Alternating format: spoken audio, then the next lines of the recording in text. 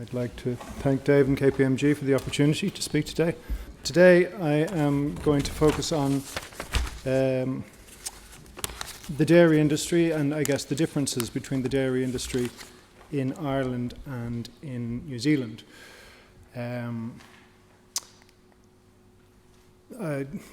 Some statistics, some general observations, a small look at the lamb sector just by way of comparison, a very short look at Fonterra as an example of what can be done in an industry, what the people in New Zealand have done, an outlook, and then the usual overview of Rabobank, which I won't spend too much time on. I think in Ireland, as we all know, we have a big opportunity in dairy in the coming years. I think some of what I will talk about today shows what we might have missed in the past through some of the things that we've been involved in, but how that structure has also helped us to get to the place where we are now. If you look at this, is the development of the dairy industry in both Ireland and in New Zealand. And as you can see, there's been significant growth in New Zealand. New Zealand have grown over the period from 1977 to 2012 from producing 5.2 billion litres of milk to 19 billion litres of milk. Over the same period, Ireland has grown from 3.2 billion litres to 5.2 billion litres. Now, there's a very obvious reason for that, the milk quota system. And obviously being part of the EU has been of huge benefit to us, and I think has helped us create a significant position within the dairy industry. Obviously, it has held us back to a certain extent as well. And I think the opportunity is now there for us to I guess, increase from that position. If you look at the relative, I suppose, export orientation of the two countries, 90% of what's produced in New Zealand is exported and 85% of what is produced in Ireland is exported, so very, very similar.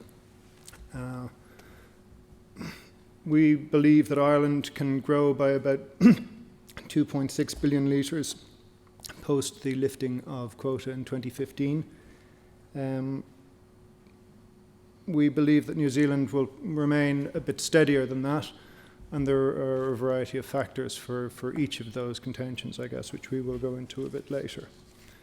2.6 billion litres of growth would equate to an increase in exports for Ireland of about 1.5 billion euros. So obviously there's a big prize for us there. In terms of, I suppose, some of the key milestones in the various the two dairy industries over the last years, if you look at 1984 in both Ireland and in New Zealand. In New Zealand in 1984, the agricultural subsidies system was dismantled. In Ireland, the milk quota regime was imposed. So key dates in both industries. In 1987 in New Zealand, the Dairy Board Act was passed, which removed remaining government control from the industry. Deregulation of milk and dairy products markets in 1992, formation of Fonterra in 2001, which was obviously a very key event in the industry. In Ireland, some other key events in the industry, the listing of Kerry Group in 1996, the listing of Avonmore and Waterford in 1998, Dairygold Foundation in 1990, creation of Glanbia PLC in 1997, acquisition of Golden Vale by Kerry Group in 2001, and the acquisition of Brio by Kerry Group in 2009, and most recently then in 2012 the formation of Glanbia Ingredients Ireland.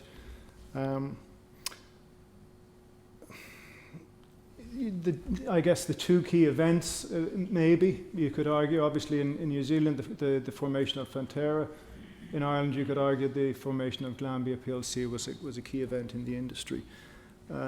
As you can see towards the end, with the sale of Brio and the establishment of GII, you're beginning to see a split in Ireland between the wholesale side and the retail side, if you like, the ownership of brands and the ownership of the primary production assets, which I think is probably a necessary split. And what has this led to in terms of the dairy market? There's a lot of figures here, but I guess key ones really: consolidation and growth in New Zealand. You can see the dairy herd has increased from 2 million to about 4.5 million, and the average herd size has increased from about 100 to about 360. A much different structure to the industry in Ireland.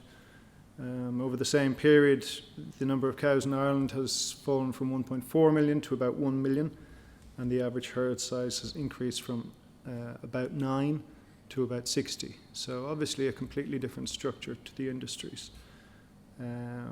This has led to New Zealand having 7.5 billion euros of exports in 2012 from the dairy industry, compared to Ireland's 2.5 billion.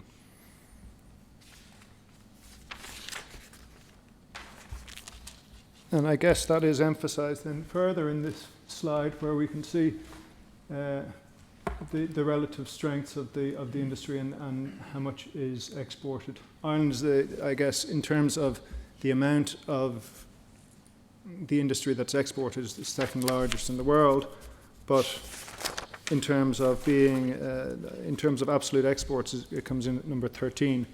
So you can see there the relative positions of the various countries.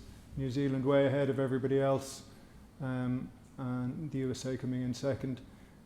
With the lifting of quotas, we believe that Ireland can establish itself within the top 10 in dairy exporting countries around the world. I think that position is well established. 50% growth will put us into that position. In terms of growth in New Zealand, you can see here, if you follow the red line, growth in the industry has been obviously volatile, but quite considerable. Compound annual growth rate of 5% since 1990. It is our forecast that that's going to level off. If you see that growth, 3% of it coming from additional cows and 2% of it coming from additional yield. We believe, and this is backed up by some other statistics, that that the compound annual growth rate for the next couple of years to 2020 is going to be 1.1%. Significant variation in seasons as well, but that's an issue that we're very familiar with here. And trend towards larger herd size and corporate governance structures in farms will continue.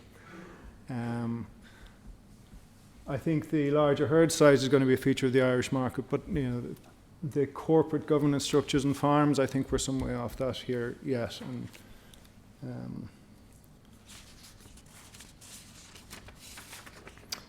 some of the constraints I think that we're going to see, that New Zealand is going to see, I guess you could split them into hard constraints, resource limitations, environmental limitations,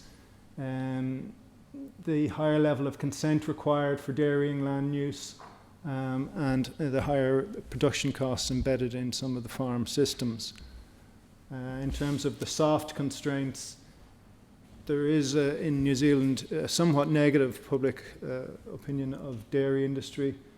The impact of dairy on rural communities is somewhat mixed, and there is a somewhat stronger resistance to change. So these are some of the factors that are constraining growth in New Zealand. In terms of growth and the possibilities for growth, the OECD has produced some forecasts for growth from 2008 to 2017, which you can see here, 16% growth over that 5-year period.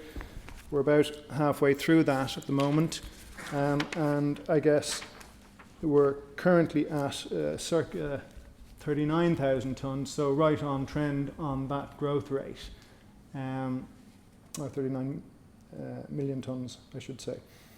So we're on track to reach the 42.5 million tonnes forecast by the OECD in 2017.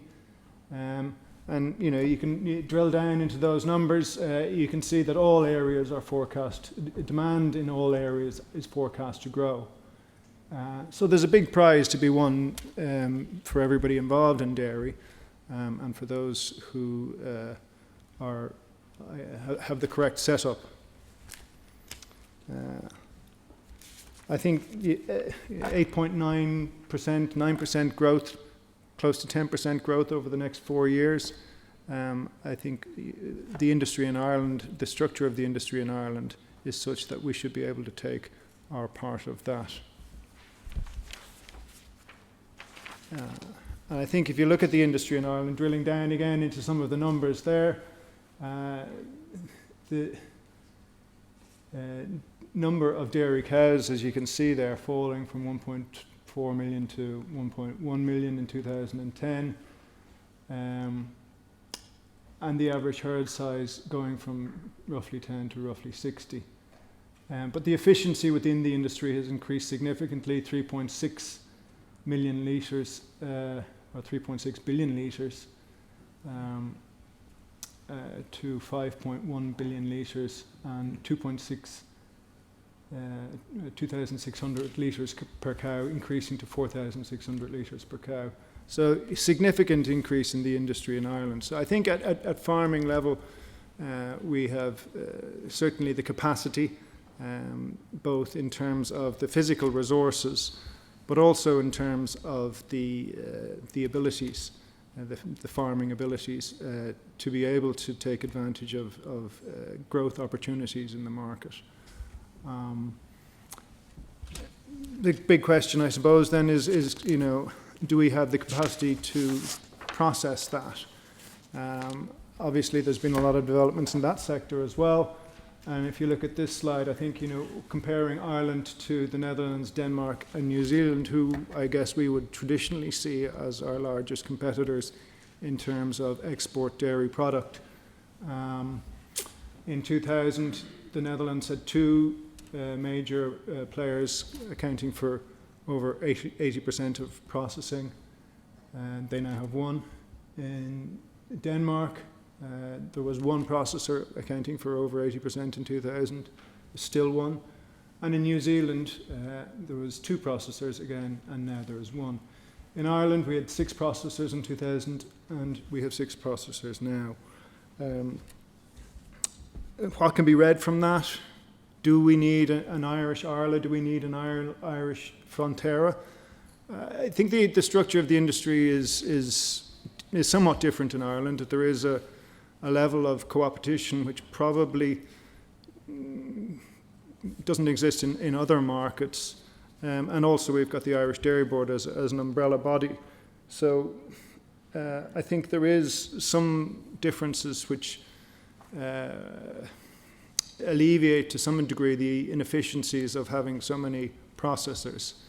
But I think the question is still open as to whether it is necessary for us to have one large processor like in our 3 major competitor countries.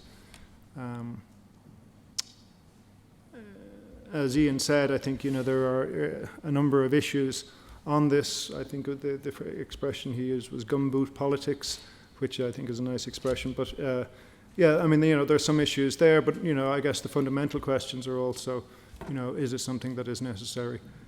Do we need that? Are the cost efficiencies that would be achieved and the, I guess, marketing clout that could be achieved by something like that sufficient to make up for the necessary changes that would be needed? By way of comparison, I have produced just some very short detail on the lamb industry. The lamb sector in Ireland and in New Zealand, if you look at the relative size of those industries, obviously New Zealand is way ahead, $2.3 billion compared to $180 million, completely different size of industry, 31.2 million size of flock in New Zealand compared to a flock of about 5 million in Ireland. But I think there are a lot of comparators between the two industries. I think both industries have managed to create niche product, and I think it is seen that both Irish lamb and New Zealand lamb are recognised as a sort of a luxury brand, if you like, in the industry. So the ability is there to create that.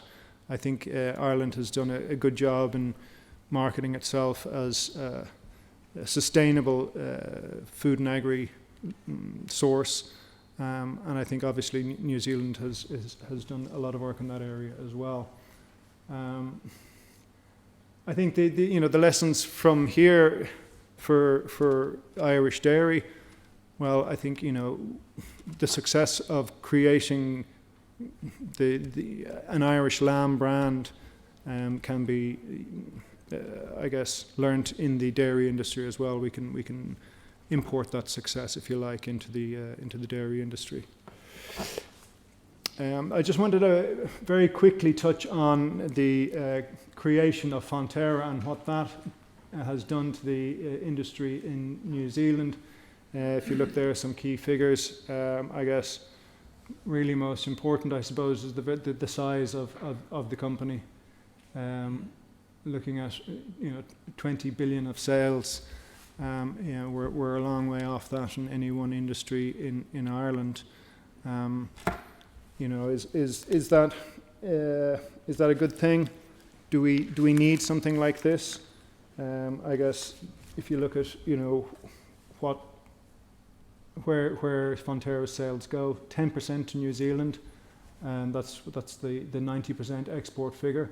Obviously very successful, products sold in over 100 countries, and now beginning to process outside of New Zealand in a fairly big way. 2.3 billion litres produced or processed offshore, almost half the size of the industry in Ireland, processed by Fonterra offshore.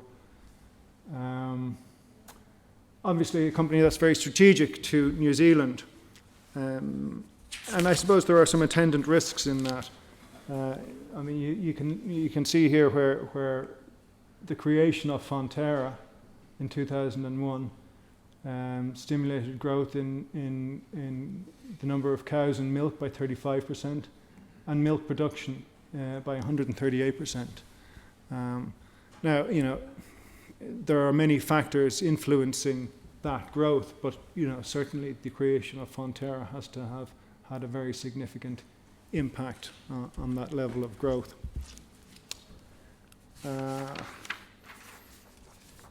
Again, the question, is that structure, is a company of that structure appropriate for Ireland? I suppose some of the lessons learned. How was Fonterra created? Well, governmental support for free trade versus milk quota, and adjusting the competition laws to facilitate a consolidator. I think it was very important that the government was behind that creation. But obviously, it was seen as very fundamental to the economics of the country. And why did the farmers accept the merger? Why was this seen as a good thing at grassroots level, if you like? Well, I mean, there was significant leadership within the industry which was able to push through the creation and was able to explain the benefits of that creation. And the export orientation of the industry, it was felt that export orientation needed one strong player to compete globally. I guess the downside risk of that is that there is, I suppose, a threat, if you like, in having a company of that size so big and so key to the industry. I suppose, for Ireland, we would have a greater management of the control of the expected increase. We would have greater management of greater control over the image, the marketing image, if you like, of Irish dairy. But again, you do have some downside risk there as well. In terms of outlook for the dairy industry,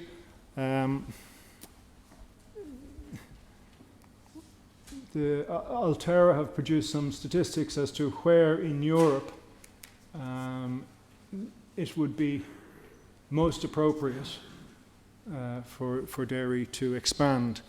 And basically what they're saying is where forage can be best grown is the best place for dairy to expand. And if you look at the darkest green areas here, that's where they expect the most dairy increase.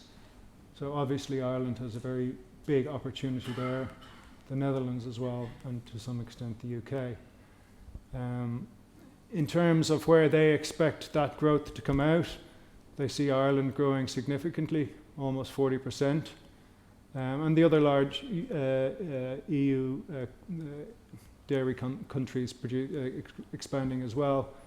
The label has fallen off here, but this is the UK. A big, obviously, a big dairy industry in itself, but it is expected that over that period, the industry in the UK is going to shrink. So, the opportunity for Ireland is I think, well underlined by these figures. In terms of, I guess, other factors within the dairy sector, seasonality, as in New Zealand, remains a challenge. How do we increase production at the shoulders? How do we become more efficient, a more efficient producer? Input costs are rising. I think, there should be. There should be a favourable. We should have a favourable cost base because of the amount of forage that we have here, the ability to feed our herd off grass.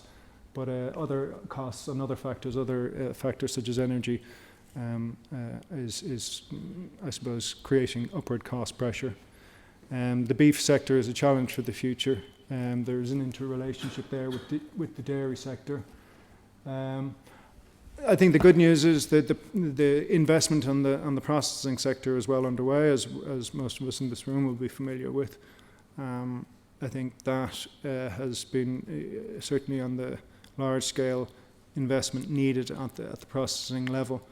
That has been very successful over the last number of years. I think the key question is whether the investment that is needed at farm level is, first of all, available, and I guess second of all, are the farmers willing to make that investment? I think the answer to those questions is yes. I think the new and expanded processing capacity is more than capable of covering the expected processing increase. But in general, it is seen internationally, I think, that the fragmented nature of the sector is a structural weakness in a global context, despite the levels of co-opetition and the existence of the Irish Dairy Board. In general, I think the F&A sector in Ireland, the macro drivers are very strong. The number of people, as Ian has alluded to, the number of middle class people. Again, another definition here, World Bank definition, incomes above $16,000 a year, to increase to 2.1 billion by 2030 from 352 million in 2000. So, a significant increase in fundamental demand growth there. Irish food and drink exports have been increasing, reached 9.3 billion in 2012, on track to increase again in 2013. The food harvest targets are largely on track. The dairy expansion target of 50% seen by some to be somewhat aggressive, but in general, it is expected that will come out at 30 to 40% at a minimum. So, there is definitely a lot of support for those numbers. And as Ian has alluded to as well, there are always a number of shocks in the industry, weather shocks, health shocks. If you look at the horse meat scandal recently. But I think in Ireland we're well able to deal with those, and we have had a very keen focus on the consumer, which has helped us through some of those things. So that's really the end of the major part of my presentation. I just wanted to give a brief overview of Rabobank. Unfortunately, there isn't a fast forward button on this part of the presentation as there is in YouTube, but I won't be too long, I promise. As you probably all know, Rabobank is a major international bank, 10 million clients worldwide, 730 billion of assets, a number of different brands that we use both in the Netherlands and in international locations. Obviously, we made some announcements recently about ACC in terms of giving back the banking license and closing down the ACC network, but we will continue to focus on banking to the agri sector within the Rabobank stable, and are currently working on a number of structures to provide capital to farmers, particularly in the dairy sector, but in all sectors in general, to allow expansion to happen. Just in terms of our global footprint, as you can see, we're very large where Food and Agri is large, 1,100 offices, over 43 countries, 60,000 staff. So, it is a global business. We understand the industry very well, and that's backed up by our Food and Agri research team, which again, 80 researchers in 19 offices. The output mainly in the form of industry notes, reviews, and commodity notes, world maps and tailored presentations. A lot of you in this room will be familiar with their work. So that's all I have, and thank you very much for listening.